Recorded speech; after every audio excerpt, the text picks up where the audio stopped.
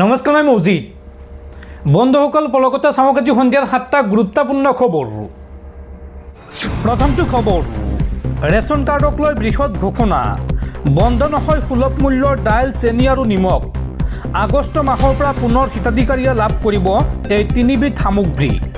Ration কাৰ্ডক লৈ এই বৃহৎ ঘোষণা ৰাজ্য চৰকাৰৰ। ৰাজ্যত বন্ধ নহয় সুলভ মূল্যৰ দাইল, চেনি আৰু নিমখ। আগষ্ট মাহৰ পৰা ৰাজ্যৰ হিতাধিকাৰীয়ে পুনৰ লাভ কৰিব এই তিনিবিধ সামগ্ৰী। লেখানুদান বাজেটৰ বাবেহে চৰকাৰে জুন মাহৰ পৰা স্থগিত ৰাখিছে এই তিনিবিধ সামগ্ৰী। অৱশ্য মে' মাহত অতিৰিক্তভাৱে ৰৈ যোৱা সামগ্ৰী এই মাহতো বিতৰণ কৰা হ'ব। চলিত বৰ্ষৰ জুলাই মাহত দাখিল কৰা হ'ব নৱগঠিত চৰকাৰৰ পূৰ্ণকালীন বাজেট। আৰু বাজেট অনুমোদনৰ পাছতে আগষ্ট মাহৰ পৰা পুনৰ ৰাজ্যবাসীয়ে লাভ কৰিব এই আঁচনি। এই সময়ছোৱাত বিনামূলীয়া চাউলৰ বিতৰণ প্ৰতি মাহে অব্যাহত থাকিব। ৰাজ্যৰ ৰাজহুৱা বিতৰণ আৰু গ্ৰাহক পৰিক্ৰমা বিভাগে ৰাজ্যবাসীক জনাইছে এই কথা। পৰৱৰ্তী খবৰ, ৰছালী আৰু আক্কাচালীৰ এনকাউণ্টাৰ হ'ল, কিন্তু সত্ৰনগৰী মাজুলীত নাবালিকাৰ সৈতে কুকাণ্ড কৰা ধৰ্মকান্ত যোগেন, নাথুৰাম আৰু খগেনৰ কি শাস্তি হ'ব? কেতিয়া ন্যায় পাব 6 পাখণ্ডৰ অপকৰ্মৰ বলি হোৱা ভুক্তভোগী কিশোৰীয়ে? এই সন্দৰ্ভত ৰাজ্যজুৰি উত্থাপন হৈছে প্ৰশ্ন। নাবালিকাৰ সৈতে কুকাণ্ড কৰা ধৰ্মকান্ত, যোগেন, নাথুৰাম আৰু খগেনৰ কি শাস্তি হ'ব? কেতিয়া শাস্তি হ'ব মাজুলীৰ জঘন্য কাণ্ডৰ এই পাখণ্ড কেইটাৰ?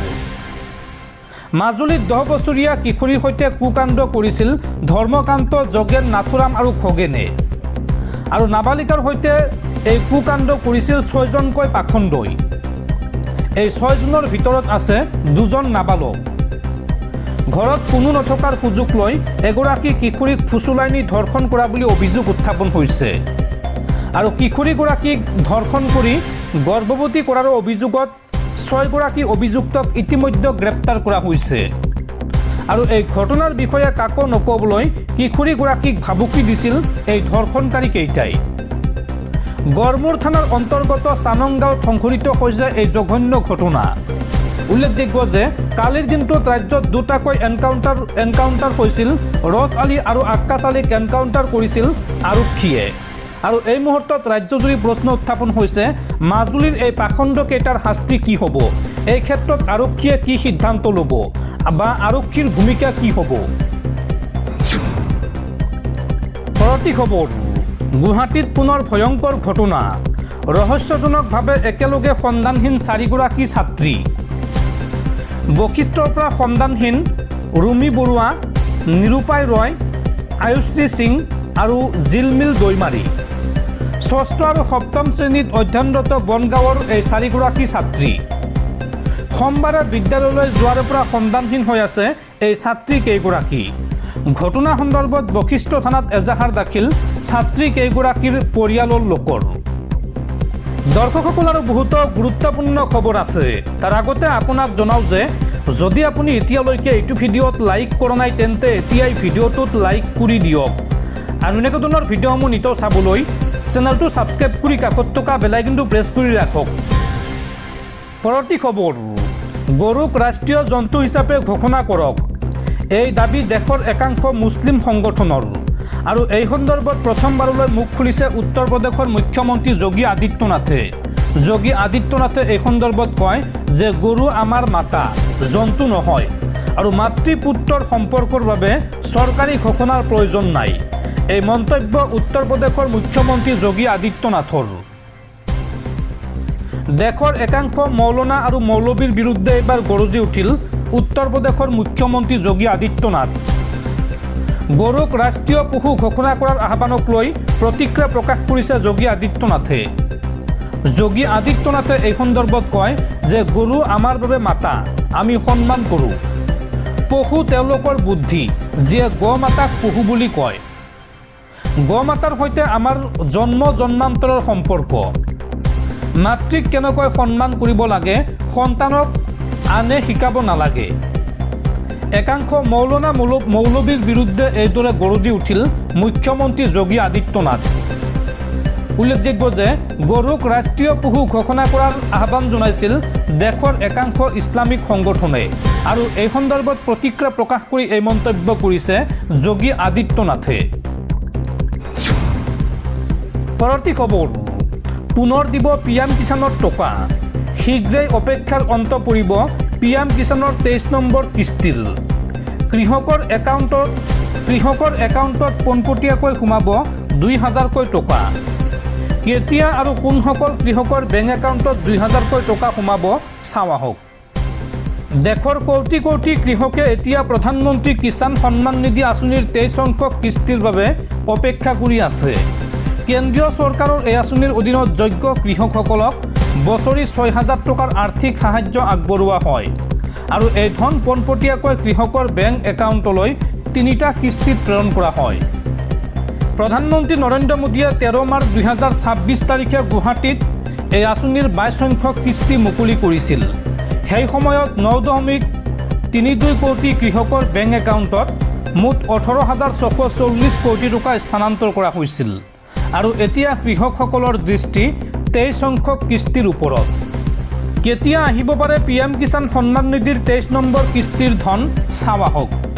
পিএম কিষাণ আঁচনিৰ অধীনত প্ৰতি 4 মাহৰ মূৰে মূৰে এটাকৈ কিস্তি মুকলি কৰা হয়। যিহেতু 22 সংখ্যক কিস্তি মাৰ্চ 2026ত মুকলি কৰা হৈছিল, সেয়ে পৰৱৰ্তী অৰ্থাৎ 23 নম্বৰ কিস্তি জুলাই 2026ত মুকলি হ'ব পাৰে বুলি অনুমান কৰা হৈছে। অৱশ্য চৰকাৰৰ ফালৰ পৰা এতিয়ালৈকে কোনো আনুষ্ঠানিক তাৰিখ ঘোষণা কৰা হোৱা নাই, সেয়ে কৃষকসকলে চৰকাৰী ঘোষণালৈ অপেক্ষা কৰিব লাগিব। পৰৱৰ্তী খবৰ, মোবাইলত হঠাৎ বাজি উঠিল বিকট শব্দৰ চাইৰেন। ৰাজ্যৰ হাজাৰ হাজাৰ মোবাইলত একেলগে বাজি উঠিছে এটা বিশেষ এলাৰ্ম। আপোনাৰ মোবাইলতো আহিছে নেকি এই জৰুৰীকালীন সতৰ্কবাণী? ভুলতো নকৰিব এই কাম, এতিয়াই সাৱধান হওক। কিয় হঠাৎ মোবাইলত এই এলাৰ্ম বাজি উঠিছে চাওঁ আহক সবিশেষ। মোবাইলত হঠাৎ বাজি উঠিল বিকট শব্দৰ চাইৰেন। আপোনাৰ ফোনতো আহিছে নেকি এই জৰুৰীকালীন সতৰ্কবাণী? আপোনাৰ ফোনটো চেক কৰক। কামৰূপ মহানগৰবাসীৰ বাবে SDMে প্ৰেৰণ কৰিছে এক অতি জৰুৰী মেছেজ। তীব্ৰ শব্দৰ এলাৰ্মেৰে কঁপি উঠিল গুৱাহাটী। সকলো মোবাইলত বাজি উঠিছে এই বিশেষ এলাৰ্ম। আগন্তুক 1 পৰা 3 ঘণ্টা অত্যন্ত বিপদজনক। ঘৰৰ পৰা কোনেও বাহিৰত নোলাব। ভুলতেও নকৰিব এই কাম, এতিয়াই সাৱধান হওক।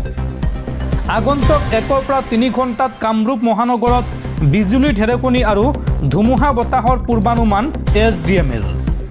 ৰাইজৰ স্বাৰ্থত SDM কৰ্তৃপক্ষই জাৰি কৰিছে এই জৰুৰীকালীন সতৰ্কবাণী আৰু এতিয়াৰে পৰা বৰষুণ অহাৰ পূৰ্বে বা আগতে এইদৰে আগজাননী দিব SDM কৰ্তৃপক্ষই। গতিকে আজিৰ দিনটোত কামৰূপ মহানগৰ জিলাত এইটো পৰীক্ষা কৰা হৈছে আৰু বতৰৰ আগজাননী দিছে সকলোকে। আপোনালোকে ভয় খোৱাৰ প্ৰয়োজন নাই, এইটো হৈছে বতৰৰ এলাৰ্ট। পৰৱৰ্তী খবৰ, দুৰ্নীতি নিবাৰক শাখাৰ গাফিলতিৰ বাবে জামিন লাভ কৰিলে ঘোষ লৈ গ্ৰেপ্তাৰ হোৱা শিৱাশিষ চান্দিললৈ। গ্ৰেপ্তাৰ কৰিছিল দিনৰ 2:45 কিন্তু গ্ৰেপ্তাৰ কৰা দেখুৱাইছিল নিশা 8 বজাত। গ্ৰেপ্তাৰৰ বিসংগতিৰ বাবেই গুৱাহাটী উচ্চ ন্যায়ালয়ে জামিন মঞ্জুৰ কৰে লখিমপুৰৰ আঞ্চলিক বন বিষয়াগৰাকীৰ। উল্লেখযোগ্য যে 12,000 টকাৰ ঘোষ লৈ হাতেলতে গ্ৰেপ্তাৰ হোৱা শিৱাশিষ চান্দিললৈ মাত্ৰ 31 দিনতে পালে জামিন। পৰৱৰ্তী খবৰ, ইজৰাইলৰ প্ৰধানমন্ত্ৰী বেঞ্জামিন নেতানিয়াহুক পাগল আখ্যা আমেৰিকাৰ ৰাষ্ট্ৰপতি ডনাল্ড ট্ৰাম্পৰ। লাহে লাহে ফাট মেলিছে আমেৰিকা আৰু ইজৰাইলৰ সম্পৰ্কত। লেবাননত আক্ৰমণ কৰাৰ বাবেই নেতানিয়াহুক গালিগালাজ আমেৰিকাৰ প্ৰেছিডেণ্ট ডনাল্ড ট্ৰাম্পৰ। ইজৰাইলৰ প্ৰধানমন্ত্ৰী বেঞ্জামিন নেতানিয়াহুক এইবাৰ পাগল আখ্যা দিলে ডনাল্ড ট্ৰাম্পে। ইমান দিনে জেলত থাকিব লাগিছিল বেঞ্জামিন নেতানিয়াহু, কিন্তু মই থকাৰ বাবে এতিয়ালৈকে গ্ৰেপ্তাৰ হোৱা নাই ইজৰাইলৰ প্ৰধানমন্ত্ৰী। এই মন্তব্য আমেৰিকাৰ ৰাষ্ট্ৰপতি ডনাল্ড ট্ৰাম্পৰ। ফোনত বেঞ্জামিন নেতানিয়াহুক ধমক দিলে ডনাল্ড ট্ৰাম্পে। নেতানিয়াহুৰ বাবে এতিয়া ইজৰাইলক বিশ্বই বেয়া পায় বুলি মন্তব্য ডনাল্ড ট্ৰাম্পৰ। ট্ৰাম্পৰ বাবে নেতানিয়াহুৰ জীৱন ৰক্ষা পৰিছে বুলি দাবী আমেৰিকাৰ ৰাষ্ট্ৰপতিৰ। আৰু এতিয়া লাহে লাহে যেন ফাট মিলিছে আমেৰিকা আৰু ইজৰাইলৰ মাজৰ সম্পৰ্কত। লেবাননত আক্ৰমণ কৰাৰ বাবেই ইজৰাইলৰ প্ৰতি ক্ষোভত ফাটি পৰিছে আমেৰিকাৰ ৰাষ্ট্ৰপতি ডনাল্ড ট্ৰাম্প। আৰু শীঘ্ৰেই লেবাননত আক্ৰমণ বন্ধ কৰিবলৈ ইজৰাইলক নিৰ্দেশ দিছে ট্ৰাম্পে। লগতে লেবাননৰ পৰা ইজৰাইলক সেনা প্ৰত্যাহাৰৰ নিৰ্দেশ দিছে আমেৰিকাৰ ৰাষ্ট্ৰপতিগৰাকীয়ে। ফোনযোগে ইজৰাইলৰ প্ৰধানমন্ত্ৰীক উদ্দেশ্যি অপশব্দ ডনাল্ড ট্ৰাম্পৰ।